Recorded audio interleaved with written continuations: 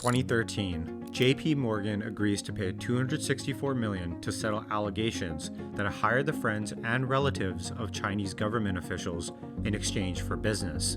Between 2006 and 2013, they ran a secretive hiring pipeline called the Sons and Daughters Program, bringing on about 100 staff, not for their resumes, but because their parents were Chinese government officials. And the scheme wasn't subtle. The bank literally built spreadsheets titled Referral Hires versus Revenue to track how much money each politically connected hire was bringing in. The payoff? Over $100 million in business. But nepotism isn't just about quid pro quos. It latches itself onto all facets of life. How do people with bad grades at bad colleges land six-figure jobs out of university? How does someone become the leader of an all-powerful country without any experience? How do family dynasties stay rich even when each new generation is less competent than the last? Nepotism is a fantastic deal if you're the one cashing in. But for everyone else, it's a tax on competence. The question isn't whether it exists. The question is how much is it costing the economy, and why do we keep pretending it doesn't matter? This is the world of nepotism. Welfare for the rich. To start our story, we need to look into the past. Nepotism isn't new.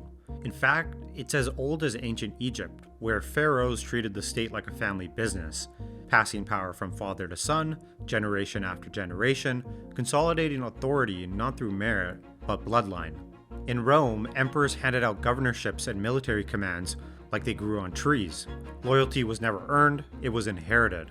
And it wasn't just tolerated, it was expected.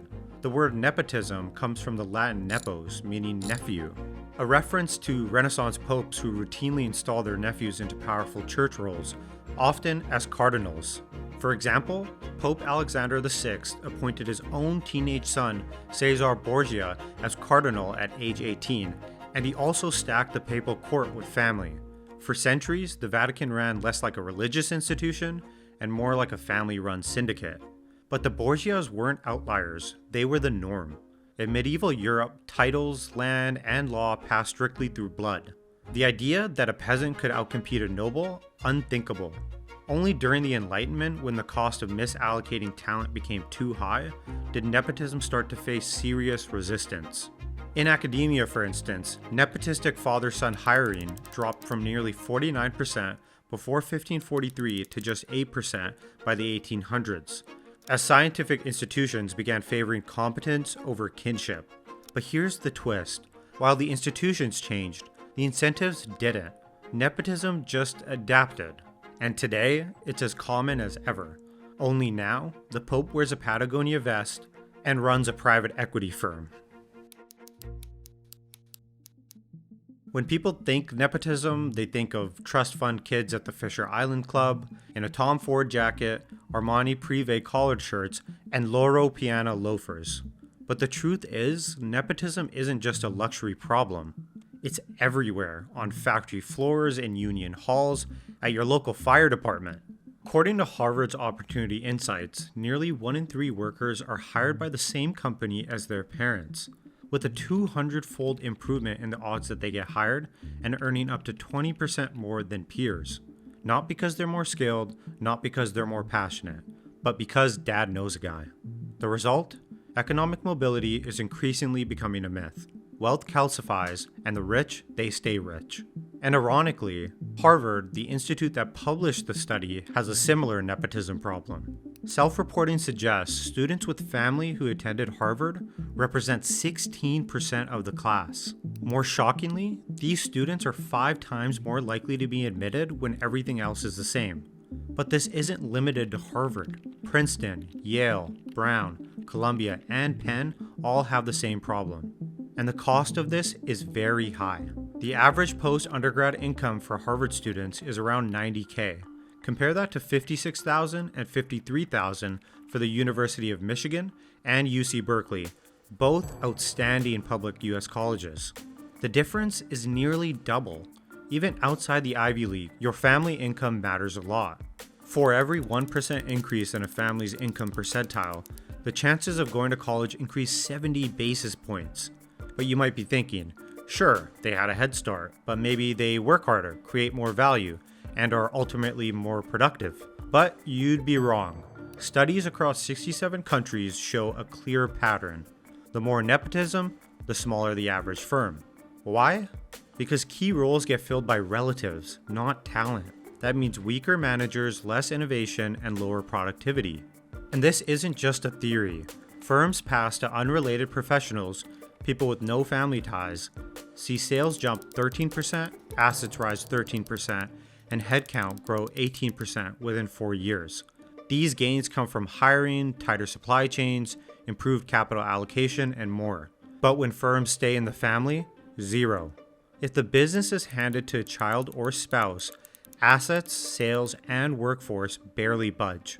Transfer it to a cousin or uncle, and you get a modest 6% asset bump, but still no real growth.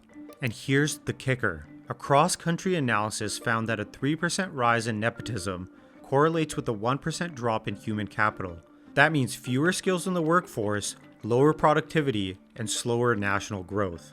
One of the reasons for this underperformance is not simply lack of talent, but lack of incentives. Think of it this way. If your dad gave you a factory worth $10 million for free, you make money no matter what. Your goal is just to chug along. But if you bought it for $10 million, now you need to generate an actual return. You need to grow it, improve it, and invest in it. The harshest truth, if you're born poor, you're likely to stay poor. Real quick, we started a free Discord community where you can debate with us, propose ideas, and strike up interesting conversations. Link in the description, and now back to the video. Nepotism opens the first door, giving privileged families early access to jobs and connections, but it doesn't end there. Inside, the advantages compound. Higher pay, faster promotions, insider tips, and powerful networks. This is compound inheritance. To measure how stuck things really are, economists use intergenerational elasticity. It's not perfect, but it shows how hard it is to climb down the ladder when the top is already crowded. Take France. A 10% rise in a parent's income leads to a 5% boost in their child's income. This indicates that about half of a parent's relative income advantage is preserved by the next generation. Sure, some mobility exists, but the odds are unevenly stacked. Kids from wealthy families are far more likely to stay wealthy. This is because wealthy parents can buy insurance against failure, elite schools, better neighborhoods, financial safety nets, and etc., etc. It creates a self-reinforcing loop. Rich parents raise rich kids who grow into rich adults. Even worse, the issue compounds on itself when you consider the massive wealth transfer that is expected over the next 2 decades. In the US alone, baby boomers will pass down an estimated $100 trillion in assets. And here's why it's a problem. More than half of all inherited wealth goes to 2% of the population. But this isn't just a US problem. Let's look at the UK. Inheritances are projected to boost lifetime income by 29% for kids with wealthy parents. For those at the bottom, just 5%. Now, picture a wave. At the base, nepotism. The family name gets you in the door. The next layer, intergenerational immobility. The system keeps you there. And at the crest, inheritance. A title transfer of unearned wealth. But here's the twist. When that wave crashes, most of it won't last. According to the data, 70% of wealthy families lose their fortunes by the second generation. By the third, 90% is gone. And sure, on paper that sounds like creative destruction, but these aren't clean failures. They're slow, bloated, value-draining collapses that block better-run firms from accessing capital, talent, and market share. Just look at the Vanderbilts. Cornelius Commodore Vanderbilt made one of the largest fortunes in US history, worth over $100 million by 1877 and billions in today's dollars. His son doubled it. Then came the decline. The heir splurged on mansions, galas, yachts, and over 10 estates in Manhattan alone. By the 1930s, taxes were introduced, the Great Depression, and the beginning of the collapse of railroads. By the mid-20th century, the Vanderbilt name still carried prestige, but their fortune was gone. It's a textbook case of how wealth without stewardship becomes collapse. Why? Bad planning, entitlement, mismanagement, and most importantly, incompetence. This phenomenon can also be seen in Asia. A UBS study found that nearly half of Asia's family businesses, worth over $1 trillion in market cap, will undergo a generational handoff in the next 5 years. That affects nearly 1 in 5 publicly traded companies in the region.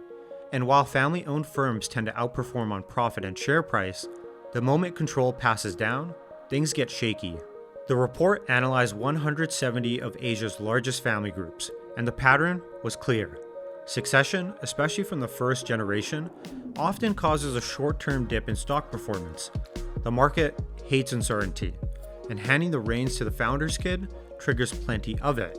By the 4th generation, the wheels really start to fall off. Performance tanks, recovery drags, no one knows who's in charge or what the company stands for. The truth is, economists can't measure how much value legacy nepotism really destroys. That's because there's no clean metric for bad handoffs, bloated egos, or second-rate heirs running once great companies into the ground. For every Vanderbilt, there are thousands of companies where the founder's spark is replaced by second-rate leadership. If we had a way to tally up all that value taken from the economy by bad succession, nepotism, and mismanaged legacies, the number wouldn't just be shocking, it would be infuriating. And sure, in a free market, other firms might fill that gap, but that's not the point. The real cost is invisible. It's the talent never hired, the innovations never funded, and the growth that never happened. That, my friends, is the opportunity cost, and we all pay it. This whole video has shown why nepotism isn't just broken, it's downright corrosive. It rots institutions from the inside, slows growth, blocks talent, and wastes wealth. But the truth is that nothing will likely get fixed.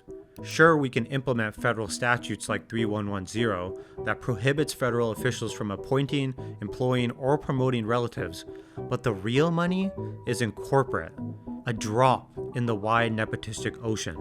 Sure, we could try blind hiring, but the people in charge of implementing it, they're the ones benefiting from the system, and they have zero incentive to change it. Sure, we could hire off of merit, but we live in a world where merit only matters in basketball games. Unless you're Bronny James. We don't live in a meritocracy. We live in a dynastic economy, one where connections beat competence every single time. Because as a species, we don't pick the best, we pick our own.